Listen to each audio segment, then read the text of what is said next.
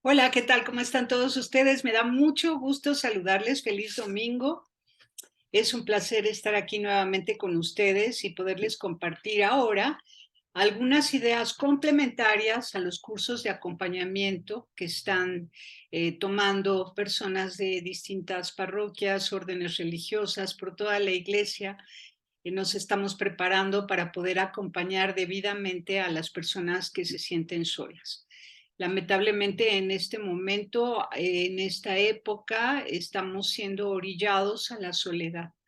Es la catástrofe de este siglo, el hecho de que el ser humano se esté aislando en una soledad terrible, donde toda su persona se reduce a dos dedos, ya sean estos para el celular, los dedos para la computadora, y todo el ser completo, mente, cuerpo, alma, pensamiento, emoción, se reduce a una acción, que es estar en contacto con las redes sociales.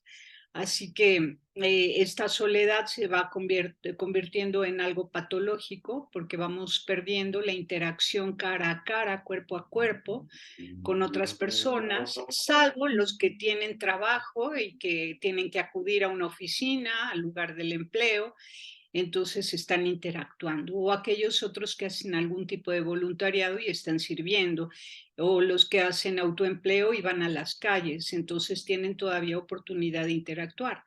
Pero hay un gran número de seres humanos que están solos, incluso los que están fuera, que están en calle, que están en oficinas, que están en espacios de convivencia humana para alguna actividad productiva, intelectual, académica, social, cultural, están un poco ensimismados, con pérdida de habilidades sociales, con depresión, con pérdida de afectividad, de relación afectiva con sus familiares, con quienes viven en casa, porque al llegar a casa se aíslan, nuevamente buscan con urgencia ese espacio de soledad, en fin. Y al final acaban pues estas manifestaciones de duelo, de pérdida catastróficas, de soledad, de pérdida de identidad humana. Y afortunadamente algunos pues son encontrados por gente buena que se está preparando para tomar cursos de acompañamiento y restauración de la condición humana. Entonces, como complemento a todos esos cursos maravillosos que están tomando, yo quiero pues aportar algunas ideas que puedan sumar y que ustedes libremente tomen en cuenta para que se ilustren un poquito. Son herramientas aprendidas en los cursos de entrenamiento para el acompañamiento filosófico. Entonces, es muy distinto el acompañamiento filosófico a otro tipo de acompañamientos. A ver, yo me voy a poner mi hojita aquí al frente para poder hacerles este breve resumen. En la primera sesión hay una introducción general donde hago la diferencia entre los tipos de acompañamiento, algunos tipos de acompañamiento, como el psicoanálisis, donde el paciente pues se tiende en un diván y hace un diálogo monólogo con ayuda de su interlocutor, que es el psicoanalista, y que muy puntualmente le hace algunas preguntas o algunas observaciones en palabras cortas, pero el paciente tiene que ser alguien muy preparado y muy capaz para hacer ese diálogo, ese hablar en voz alta y pensar en voz alta y dejarse interpelar por las pequeñas y puntuales, inteligentísimas precisiones del psicoanalista.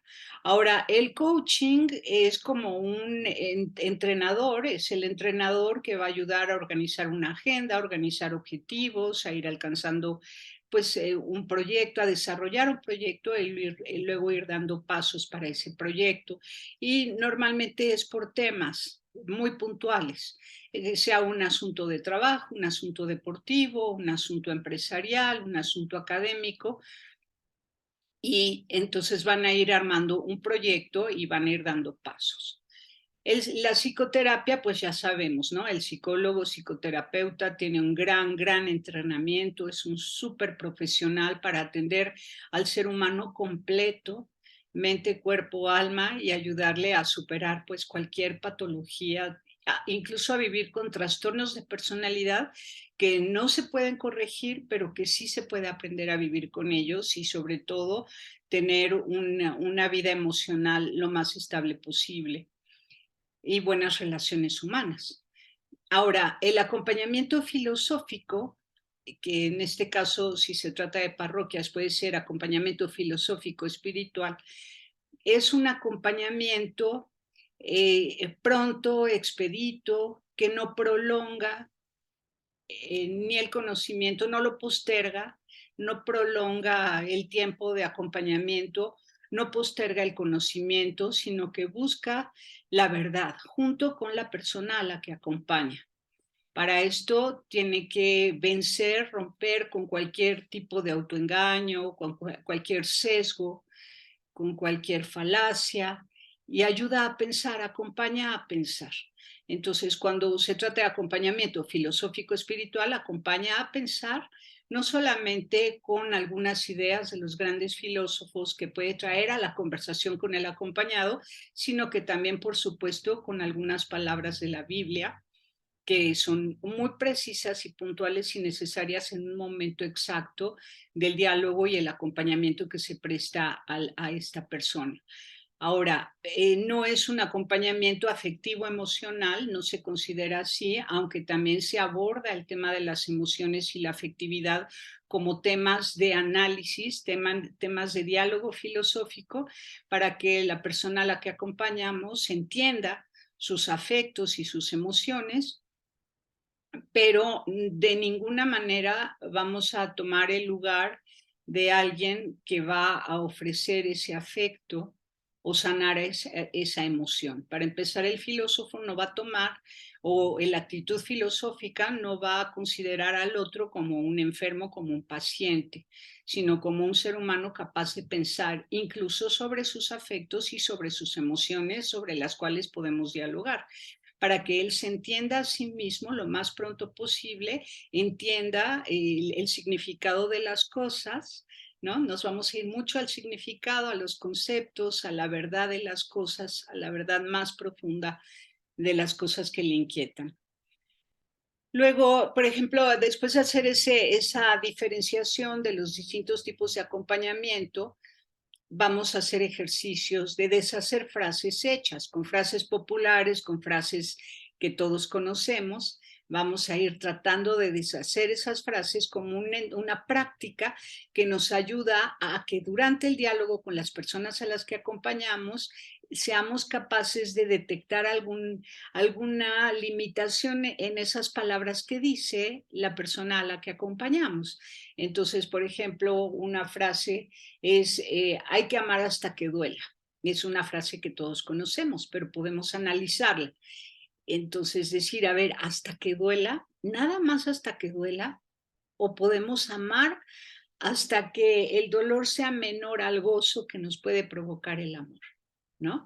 Entonces, esto es estar muy atento, es ejercitar la escucha y estar muy atento y tener actitud filosófica rigurosa. Voy a pensar lo que estamos diciendo, porque a veces pues vamos como hojas que se lleva el viento asumiendo ideas que podríamos analizar, que en cada persona, en cada circunstancia y en cada situación son dignas de ser pensadas nuevamente para darles un significado más amplio y más profundo.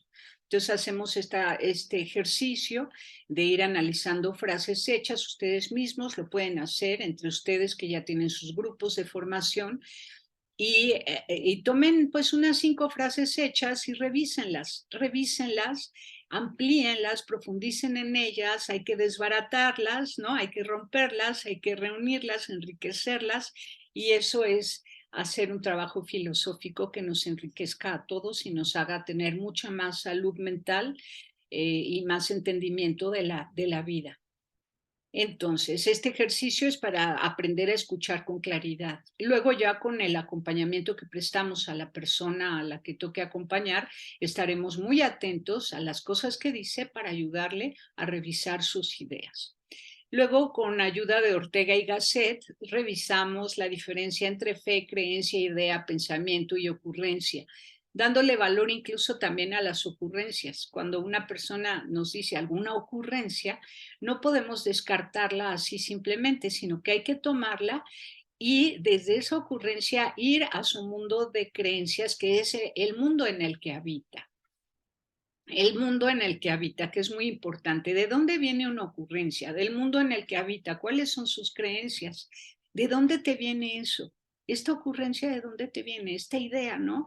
Y luego vamos a distinguir cómo una ocurrencia puede realmente ser pensada y convertirse en una idea o una teoría de ideas que sea valiosa y que sirva para la vida. También les recomiendo mucho leer Creer y Pensar de Ortega y Gasset, pero también La utilidad de creer de San Agustín y De la fe en lo que no se ve, que también es de San Agustín. Ahora, en la tercera sesión lo que aporto es pues una idea novedosa, original, interesante, que es un modo de saludar a la persona a la que acompañamos, con una noticia de interés general, para ponerlo en contexto, para que nunca se sienta fuera del mundo ni desubicado, sino en contexto. Y además para disminuir el ego. Por un lado, hay una noticia en general que nos interesa a todos a nivel local, nacional o mundial, y entonces la persona se ubica y al mismo tiempo disminuye un poco el ego. Ya no solo piensa en sí misma, sino en el mundo en el que habita. Entonces, después de eso, preguntarle sobre algo que lleva puesto. A veces pasamos por alto que también la imagen y lo que lleva puesto, un anillo, un arete, algún colgante, o la camisa, el suéter, lo que lleve puesto es significativo. Normalmente llevamos algo que nos trae algún recuerdo, que nos obsequió alguna persona o que fuimos a comprar junto con alguien que nos acompañó. Entonces, oye, qué linda tu blusa. Y solo de eso va a salir una conversación que nos va a dar muchos más datos del mundo de la persona, de con quién se relaciona, de cuáles son sus afectos, qué necesidades tiene, ¿no? Dónde se mueve. Y esto nos va a ayudar muchísimo para conocerla y para que ella al hablar nos dé oportunidad de hacerle ver sus palabras usuales, rescatando las palabras usuales, lo que suele decir de sí misma y de su gente. Entonces, así nos metemos en ese mundo de ideas y de creencias en las que ella habita para revisarlas, para que pronto pueda reestructurar su orden en los valores y pueda pronto también entender por qué está en la situación en la que está. Entonces, esta es una práctica pues muy interesante que sirve para el diálogo y ayuda al autoconocimiento de la persona a la que estamos acompañando. Ahora también propongo hacer una práctica que se llama el biograma. El biograma es precioso, es nada más ir marcando con líneas de arriba hacia abajo, desde que tiene memoria de sí mismo, desde su infancia hasta el momento en el que está en acompañamiento con nosotros. Le decimos haz silencio y dibuja un biograma. Tu vida con subidas y bajadas, pensando en todos esos momentos fuertes. No me los tienes que contar. Es importante que tú los reconozcas en tu biografía. Entonces, así no tiene que escribir un libro completo de su biografía. Esa sería la historia de la propia vida, que también vale escribir, es bellísimo, porque lo que no se ha escrito no ha sido reconocido como algo que ocurrió, ¿no? Y si no ha sido, es como reconocido, es como si no se hubiera vivido. Entonces no se aprende nada de lo que no se ha vivido, de manera que es importante, sí, la historia de la propia vida, pero también es importante como un primer ejercicio, un biograma, donde solamente con rayas hacia arriba y hacia abajo, tomando en cuenta distintos aspectos, el aspecto familiar, el aspecto afectivo, emocional, religioso, académico, político, social, amoroso, romántico, los aspectos que quiera y pueden ser distintas líneas, todo el tema de salud, puede ser todo el tema laboral y con distintos colores cada línea, encimándose unas con otras o en distintos espacios de una misma hoja, para que ella a golpe de vista, esta persona a golpe de vista pueda verse y al haber hecho el ejercicio despacio, pausadamente y en silencio, haya estado pensando. Es un ejercicio de pensamiento, de memoria, de reconocimiento de sí mismo, de autoconocimiento. Y luego leer a Epícteto y a Marco Aurelio. Es muy importante también incluir en este acompañamiento un poco de estoicismo. Hace falta el estoicismo, definitivamente, eso da carácter, ¿no? El saber que tú no puedes tener todas las cosas, que lo que los otros tienen no te pertenece, que lo que tú tienes está bien y te da libertad si lo asumes. La responsabilidad de regirte por tus valores, ¿no? De tener bien claros cuáles son tus principios y valores, tus convicciones que te dan carácter y seguridad, respeto y respeto de los demás, ¿no? Luego, la cuarta sesión, retomamos aprendizajes, hacemos toda una práctica completa de saludar con una noticia en general, de preguntar sobre algo que lleva puesto, escuchar las palabras que dice, descubrir significados en conjunto con la persona con la que estamos dialogando, porque ella tiene que pensar qué significa para ella todas las palabras que dice, cómo se expresa de sí misma, de su entorno, cómo se expresa de la vida. Y entonces aproximarse a las creencias de las que se desprenden todas sus ideas y ocurrencias. Pero también vamos a descubrir modelos de pensamiento, estos modelos de pensamiento que solemos utilizar y que son sesgos. Por ejemplo, la navaja de Ockham, ¿no? Cuando se elige la explicación más simple o más a la vista y que puede ser a veces bueno, pero a veces muy malo porque es muy reduccionista y hay algo oculto mucho más a fondo, más grande y más fuerte que no se está reconociendo. Y hay que identificar si está haciendo reduccionismos, librarla de los reduccionismos para que pueda ver la verdad que hay atrás y lo complejo que es la vida. Luego, hay a veces en estos reduccionismos la creencia de que alguien tiene la culpa de lo que le pasa, cuando en realidad podría haber diversas causas de los errores. Entonces, la distribución de errores fundamentales es importante, importantísimo. Luego, a veces se atribuye a la maldad lo que se explica por la tontería. Puede ser que alguien considere que otros han sido malos con ella, pero tiene que ver que hay gente que es tonta, que no es mala. Entonces hay que revisar esto. Si las personas que le han hecho daño son personas ignorantes, tontas, perezosas, inútiles, que además no han aportado nada a su vida, que han sido tontas con la vida, incluso con su propia vida, y entonces darse cuenta que no ha habido maldad en contra suya, porque la maldad horroriza y puede ser invasiva, ¿no? Cuando hay la creencia de que alguien ha sido malo con nosotros. Pero si entendemos que puede ser gente tonta, no mala, pues entonces tenemos incluso compasión y es más fácil perdonar. Ahora, el sesgo de confirmación, ¿no? Cuando se pretende probar lo que ya se cree o se piensa y todo se usa a favor de eso mismo.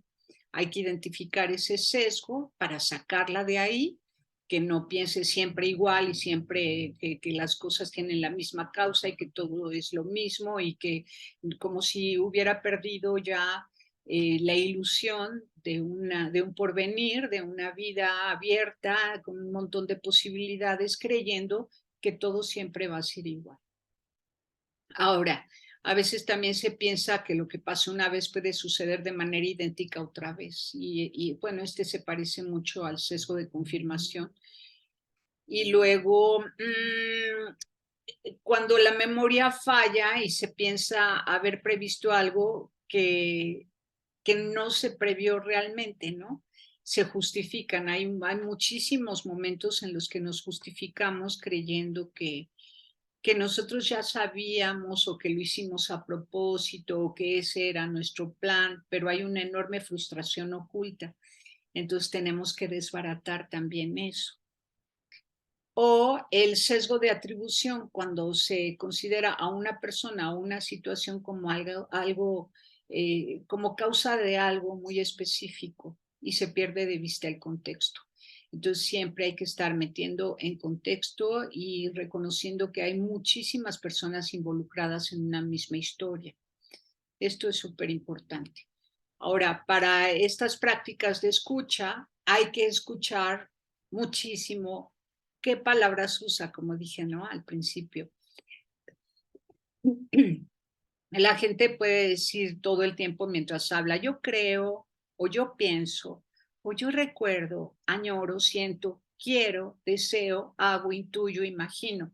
¿Con qué habla? ¿Con qué palabras habla? Puede decir que todo el tiempo habla de yo hago, pero piensa lo que hace, está convencida de lo que hace, siente, qué siente cuando hace eso y qué piensa de lo que hace. O alguien que habla mucho de yo creo, yo creo, yo creo. ¿Y qué piensas de lo que crees? Porque una cosa es creer, es algo que ya asumo, y otra cosa es pensar sobre lo que creo para revisar si eso en lo que creo es valioso o es algo que no vale la pena seguir creyendo, ¿no? Ahora, si alguien habla mucho de recuerdo, es que yo recuerdo, yo añoro, ¿no? ¿Y qué haces con esos recuerdos? No te puedes quedar en la parálisis recordando y añorando. ¿Qué haces o qué vas a hacer? ¿No? O intuyo, imagino, ¿de dónde te viene eso que imaginas? ¿De dónde te viene eso que intuyes? ¿Cómo sucede en ti esa intuición? Y luego en ese diálogo, pues surge, ¿y qué es eso? Es que me siento triste. ¿Qué es la tristeza? ¿Qué sabes tú de la tristeza? ¿Y qué piensas de lo que sientes? ¿No? Y cuando piensas eso, ¿qué sientes? ¿Aumenta o disminuye el sentimiento? ¿Y qué es lo que quieres? ¿Qué es lo que quieres, no? ¿Y qué haces? ¿Y cómo lo haces? ¿El qué? ¿El cómo?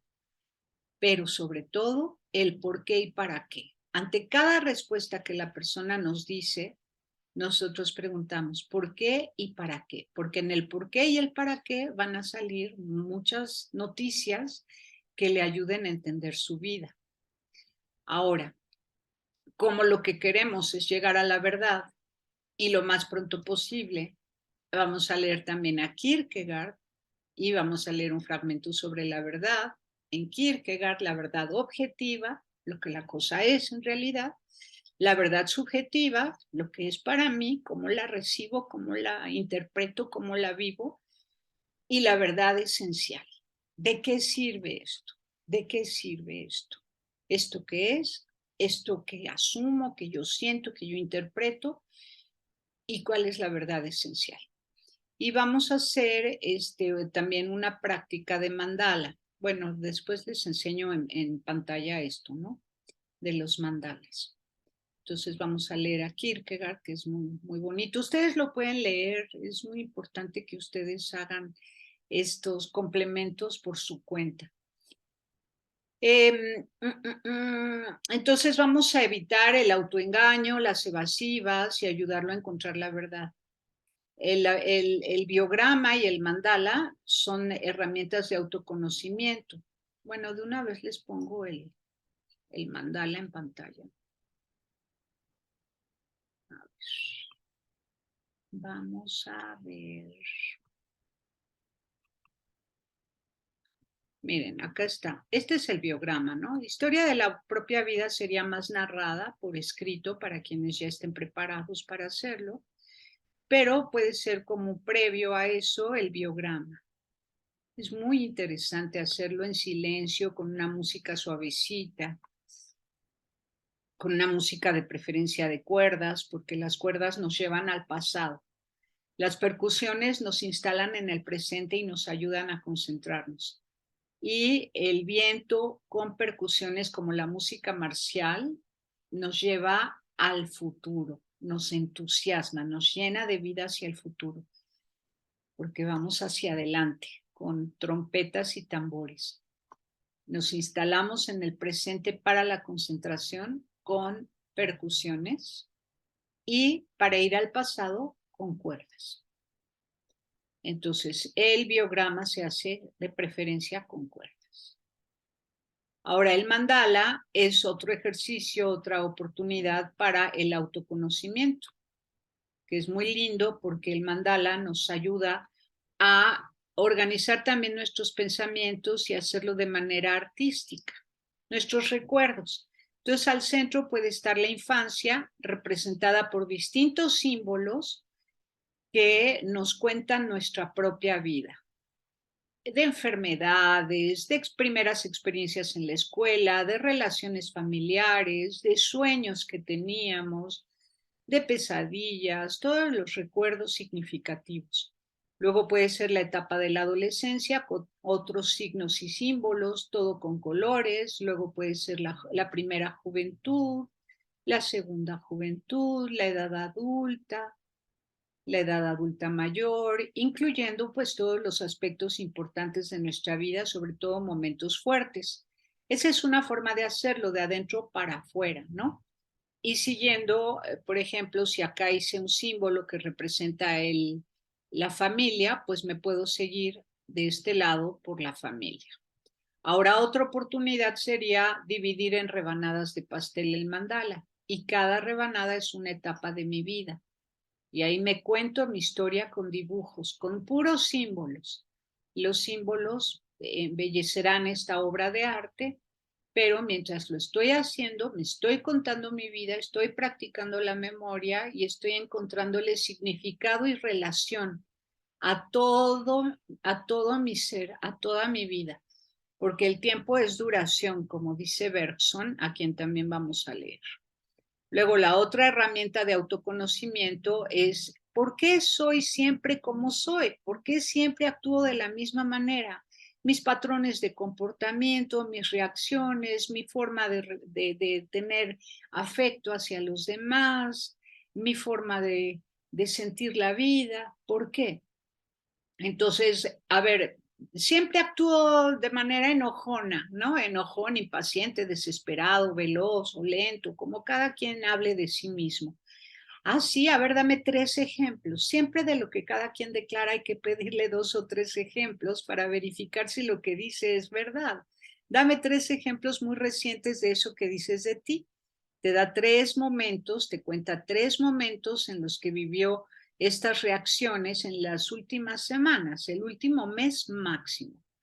Ah, pues mira, sí, al hablar, efectivamente, al contar estos momentitos, estas experiencias, situaciones, pues repetiste estas palabras.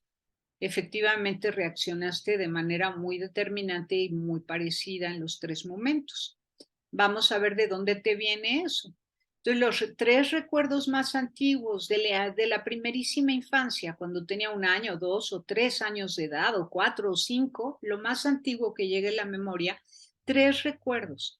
¿Por qué son valiosos esos 3 recuerdos? Porque si los recordamos, es que dejaron huella en nosotros, los tomamos. Nosotros los tomamos y de ahí armamos nuestra filosofía de vida.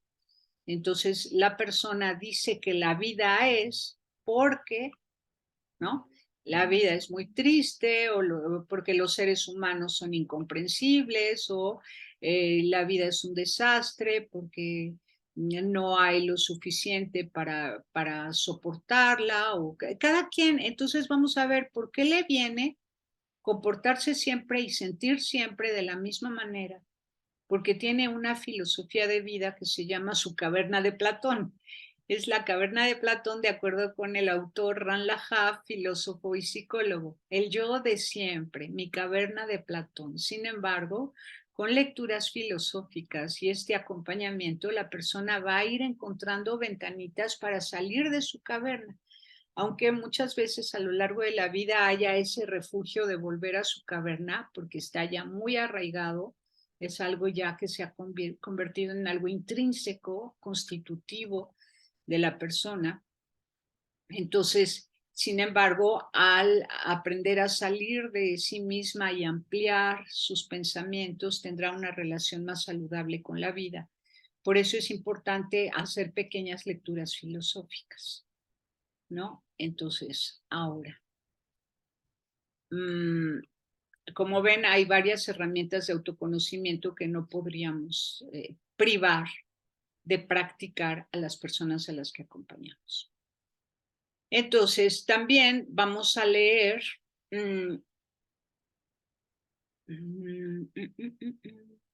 a ver qué puse acá.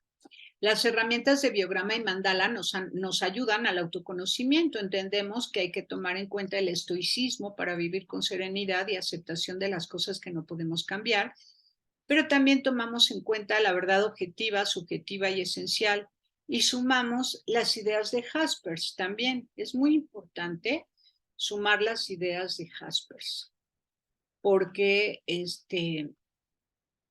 miren, a ver. La filosofía existencialista de Jaspers nos habla del ser humano en una situación límite que puede ser de fracaso, sufrimiento, enfermedad, muerte o culpa, donde el sujeto se asombra, se pregunta, se angustia y aguanta o evade y lo hace de manera como autónoma, independiente de los otros. Se asombra, se pregunta, se angustia. Todo eso lo hace consigo mismo y aguanta o evade. Luego, en el silencio, si se queda en silencio y hay pensamiento, sentimiento, ideas y autoanálisis, se descubre, se conoce, se asume creativamente su realidad. Pero hasta ahí no ha logrado todavía nada, porque es solamente haber llegado a un autoconocimiento mayor, pero que necesita ser comunicado. La superación de sí mismo se da en la relación y comunicación con los otros. De manera que a la persona a la que acompañamos le ayudamos a vivir este proceso de él en situación límite, qué se pregunta, qué le asombra, cómo es su angustia, la está aguantando o está evadiendo el dolor, qué es lo que está haciendo, ¿no? Con eso que siente, con eso que le pide la vida, descubrir también que la vida es un llamado. ¿Qué te pide la vida? ¿Qué sientes que se te está pidiendo? ¿Qué te pides a ti mismo? ¿Qué pide tu familia de ti? ¿Qué pide tu entorno de ti? ¿Qué hace falta en tu entorno que tú puedas dar, aún en medio de ese dolor? Entonces, en el silencio hay autodescubrimiento, conocimiento, se asume creativamente en su realidad, pero luego vamos a la comunicación. En relación y comunicación con otros, que no es solamente ir a dar un testimonio de vida, sino que es empezar a participar en grupos.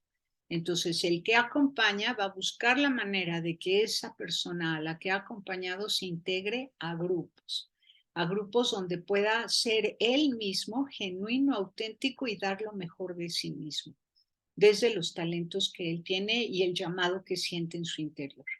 Eso es lo más liberador, ¿no? Luego el tiempo como duración se va a descubrir precisamente en los ejercicios de autoconocimiento y vamos a revisar también, permítanme, vamos a estudiar un poquito, bueno, ustedes estudian un poquito, este es nada más un complemento para quienes ya están formándose. Un poco de la técnica de la mayéutica, ¿no? Para resolver un problema o una duda que puede ser solamente una sesión de acompañamiento o dos. Hay una indagación con amplitud y profundidad, preguntas y respuestas con lógica, actitud filosófica racional, evitar falacias evasivas y autoengaño. O resolver un dilema con dialéctica, tesis, antítesis, síntesis y así ayudar a la persona a la que vea distintas posturas y posibilidades frente a una misma situación. Ventajas y desventajas de un lado y del otro. Si te pones de este lado, ¿qué ventajas y desventajas ves? Si te pones de este otro, ¿qué ventajas y desventajas? ¿Cómo puedes integrar todo eso para hacer una síntesis y dar un salto a la madurez y a la toma de decisiones? O combatir la ignorancia mediante la hermenéutica, ¿no? La lectura e interpretación de una historia, un relato, un texto, la vida misma, el cuerpo, ¿qué le dice su cuerpo? Si está enfermándose, ¿de dónde viene, no? ¿Cómo somatiza? ¿Cómo somatiza? ¿Cuál fue el momento y la situación que detonó ese padecimiento físico o esa manifestación de su cuerpo? Ser capaces de leer los signos de los tiempos, como el clima, ¿no? El clima de nuestra propia vida, el clima de la historia humana, de la política de este momento, para poderse poner en contexto eso de saber leer, no solamente saber leer libros, textos, sino historias, vidas, relatos, palabras que utilizamos, para hallar significado y sentido, para conocer, entender y tomar decisiones adecuadas. Como ven, El acompañamiento debe ser muy activo. No es un acompañamiento afectivo y emocional únicamente, sino un acompañamiento que ayude a pensar para de una vez encontrar la verdad lo más pronto posible, asumirla y ser liberados. La verdad libera. Ahora, la empatía es fruto de la escucha.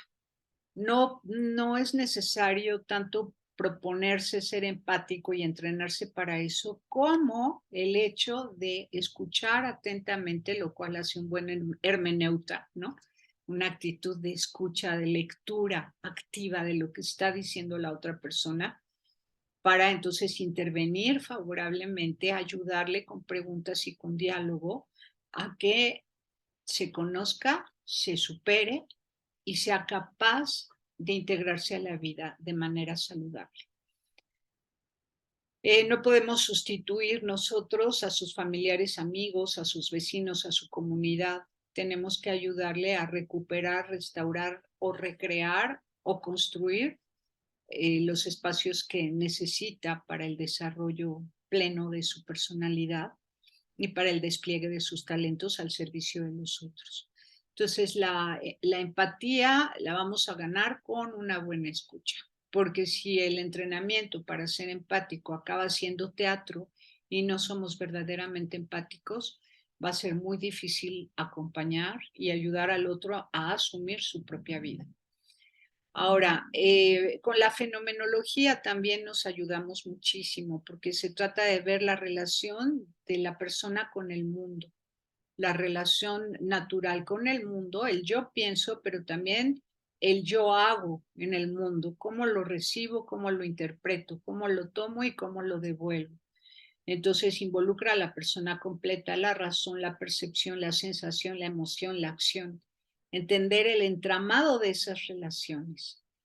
Y se pueden usar herramientas súper creativas como música, pintura, artefactos, juguetes, marionetas, fotografías, películas, ¿no? Y con todo eso que nos da oportunidad de diálogo para analizar la vida. Entonces, también vamos a ver a las personas cómo se colocan ante la vida, ¿no? Ahora que está mucho el tema de conservadores o progresistas, pues urge que las personas sean libres pensadoras. Porque fíjense, muchas veces las personas se integran a una comunidad y es como si asumieran que les queda prohibido ser libre pensador. Entonces pierden la riqueza que ellos tienen para aportar precisamente a esa comunidad y al mundo, a su familia y a la gente con la que viven, en el espacio en el que se desarrollan o los espacios en los que se desarrollan. Entonces es muy importante que al acompañar las personas vean si están tomando posturas radicales o están tomando una postura libre, mesurada, inteligente, prudente, responsable, pero siempre libre y abierto a las novedades del espíritu. Entonces les voy a compartir acá en pantalla esto. Miren, por ejemplo, los conservadores están instalados en esta columna izquierda, ¿no? La verdad, la contemplación, la unidad, la identidad unívoca, el absoluto, lo uno, la igualdad y el adentro, digamos, el adentro de mi comunidad, de mi familia, de mi iglesia, de mi credo, de mí, todo hacia adentro, con una verdad firme, sólida, inamovible, una vida contemplativa más o menos, buscando la unidad, una identidad unívoca, ¿no? Todos que sean iguales, el absoluto, lo uno y esto. Esto puede ser sano siempre y cuando se conserve la apertura al Espíritu Santo, la libertad, el libre pensamiento con conciencia, no con creencias no analizadas, no pensadas, no profundizadas, sino con conciencia, reconociendo ideas valiosas dentro de mi fe, de mi mundo, y siempre un pensamiento complejo. Entonces los progresistas estarían al contrario diciendo el amor es amor, no el amor es amor y verdad, sino el amor es amor, ¿no? Muy en la acción, en la diversidad, en lo equívoco, lo relativo, lo otro, la diferencia y el afuera. ¿Cuál es la postura correcta? Es verdad y amor, contemplación y acción, unidad y diversidad, identidad unívoca y lo equívoco, absoluto y relativo. ¿Relativo a quién? A Dios. Relativo a la vida, a los valores más altos. Todo debe ser relativo a lo más alto, ¿no? No es relativo a la nada, sino relativo a la vida. Esto, con respecto a la vida, al vivir, ¿es valioso o es contradictorio con la vida? Esto, relativo a la existencia, a la felicidad. ¿Esto te quita felicidad o aporta o hace crecer tu felicidad? Te acerca a la felicidad, ¿no? Entonces ahí hay que entender lo relativo, se debe entender como relativo a algo lo más grande posible, relativo a Dios, a la vida, a la verdad, a la felicidad, a la belleza, ¿no? Esto afea, esto corrompe lo bello, ¿no? Entonces, el progresista tiene mucho que corregir en sí mismo, el conservador también, y lo mejor es que tengamos un pensamiento complejo, consciente de todo lo que decimos. Libre pensador es aquel que está abierto al análisis de la vida y de sí mismo y abierto al Espíritu Santo, al Espíritu de Dios que lo ilumine, a las novedades, a los llamados que Dios va haciendo a lo largo de la vida. Entonces, hay que ver, no caer en estas situaciones, ¿no? En estas, ¿no? Pero sin embargo, si tenemos personas que caen en esto, que caen en el optimismo o en el pesimismo, el individualismo, la banalidad, lo superfluo, lo efímero y lo idealista inmanente, pues hay que ayudarle a que vea que no está solo, que no es el único, que no va a inventar el hilo negro, que por eso, por estas actitudes ante la vida, pues puede ser una persona de muy malas relaciones interpersonales, una persona que va cayendo en la tristeza o que va cayendo en los vicios malsanos que lo van enfermando, etcétera. Y bueno, pues hacia donde quisiéramos acompañar espiritualmente y filosóficamente a un cristiano, hacia lo trascendente, lo permanente, lo profundo, lo valioso, lo comunitario y lo esperanzado. Y luego viene todo un proceso de discernimiento personal, que es súper importante, el discernimiento personal, tiene que ver con la memoria, ¿no? Mi memoria, mi experiencia, vamos a ver. Desde el carácter de la propia personalidad, para la búsqueda de una voluntad superior, para el logro del fin, la meta, movido por el espíritu de amor bajo la luz de la verdad y mediante pasos de justicia, pensando en la familia y en la comunidad con caridad, porque ese también es el referente. Como dije, todo debe ser relativo a lo más valioso. Bueno, pues también en una vida lo relativo puede ser relativo a la familia, a la comunidad, que depende de mí y de la que yo dependo también, de la que soy responsable y que es responsable de mí. Entonces, relativo a resaltar los valores profundos como parámetro de veracidad, decir la verdad y tomar una postura frente a la verdad. Todo esto es para el discernimiento. Y aunque duela, por eso el estoicismo también es importante. Es importante que a la gente no se le venda la ilusión de que todo va a estar bien. No, aunque duela, la verdad es valiosa, de ella depende la vida, depende el amor, depende la justicia. Y entonces en relación con la verdad, aunque duela, se toma una decisión correcta. Entonces, aprender a vivir con eso. Hay dolores que no se quitan, pero hay que aprender a vivir con eso, encontrándole sentido. El dolor es directamente proporcional al sentido que le das. Por eso no hay que amar hasta que duela, sino que hay que amar hasta que el dolor sea menor al gozo de amar. Ahora, para sacar de la oscuridad un deseo, una añoranza o un anhelo cuando están ocultando el verdadero deseo, una añoranza o un anhelo, ¿de dónde procede? ¿Es deseo o es algo que quieres? Que hay un paso. entre el deseo, que es como una ilusión, y el querer, que es ya estar a punto de realizarlo. ¿Conoces la diferencia? ¿Qué sientes? ¿Qué piensas de eso? Y para todo ello hay que imaginar, dudar, investigar, calcular, medir, decidir, asombrarse de eso que deseamos, ¿no? De eso que estamos pensando y contemplar hasta que venga una revelación respecto de tu deber y misión relativo a tus compromisos previamente adquiridos y decidir de manera correcta.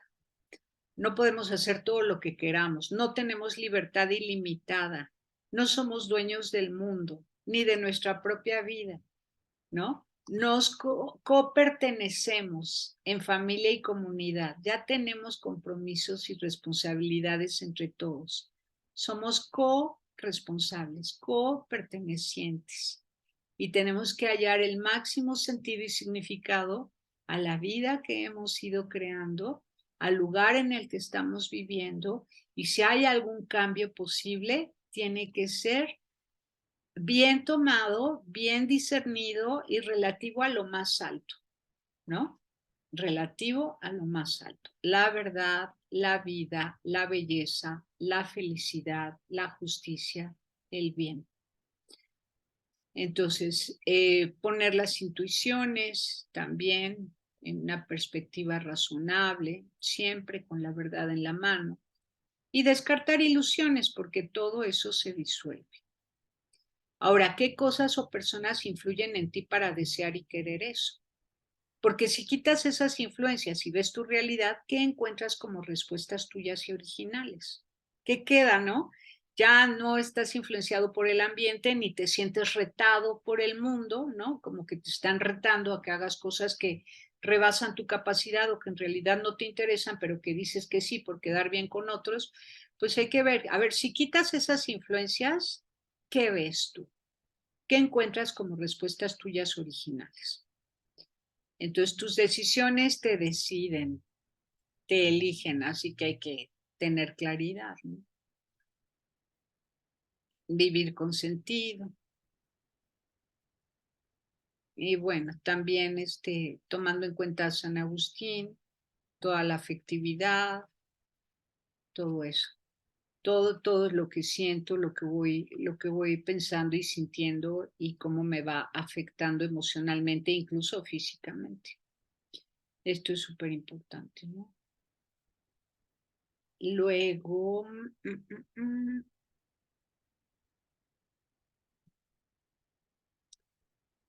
entonces, después de ver la caverna de Platón, entender el tiempo también, entender el tiempo como duración, vamos recuperando quién soy yo desde lo más profundo, mi yo interior, ese yo que aparece siempre como una bola de nieve que ha crecido porque ha ido acumulando experiencias, pero que sigue siendo la misma yo.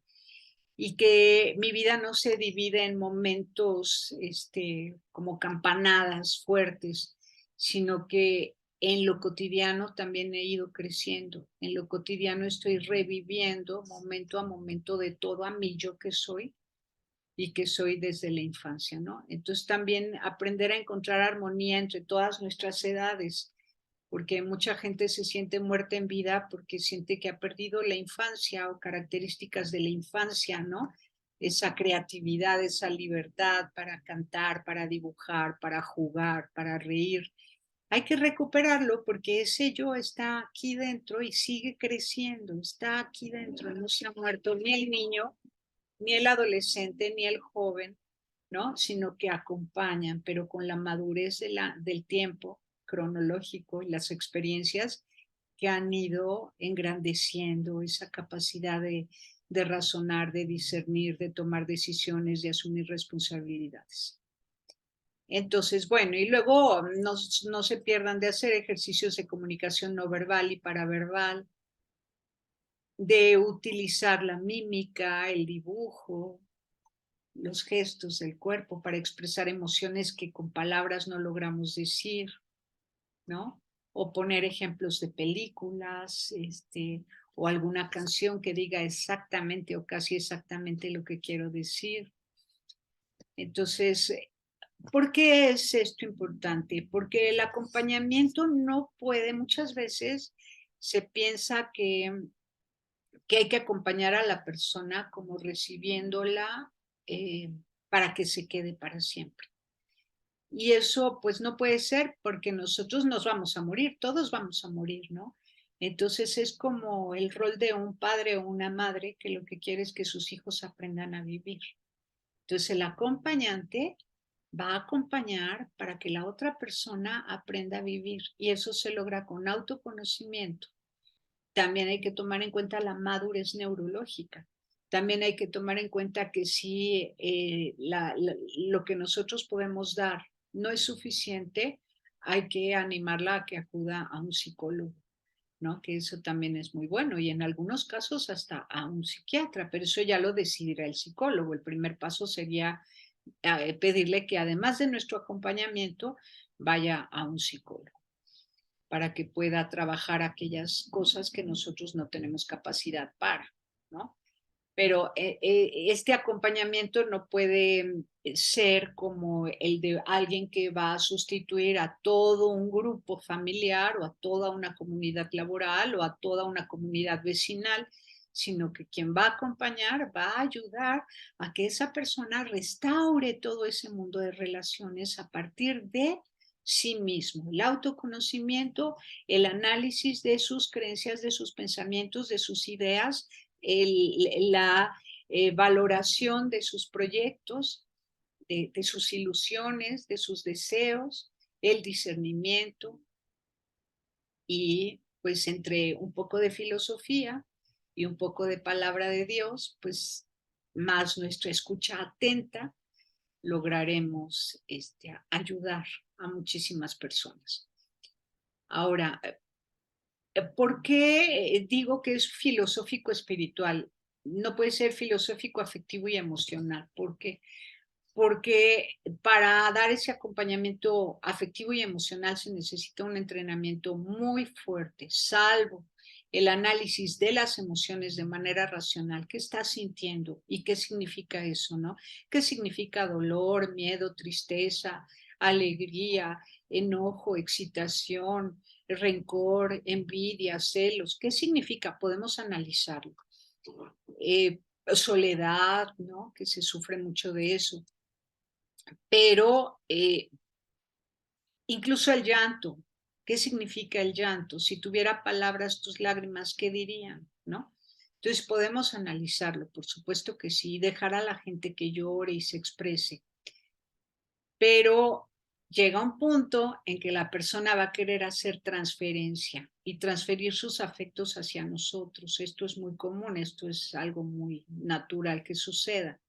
Pero el filósofo no sabe hacer eso y una persona que se prepara para dar acompañamiento a nivel parroquial y tal, pues tampoco creo que tenga todo el entrenamiento para soportar la transferencia de afectos y amores que el otro va a hacer con uno.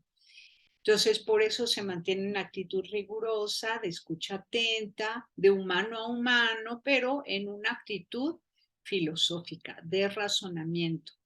De razonamiento lógico, de pasión por la verdad. No eres tú ni yo, sino es la verdad. Estamos buscando la verdad, estamos buscando la vida, estamos buscando la felicidad. Estamos hablando de temas humanos en busca de la felicidad, del sentido de la vida, de la máxima responsabilidad, de los llamados que hace la vida, del cómo podemos caminar hacia a dar una respuesta a esos llamados, pero la actitud debe ser filosófica.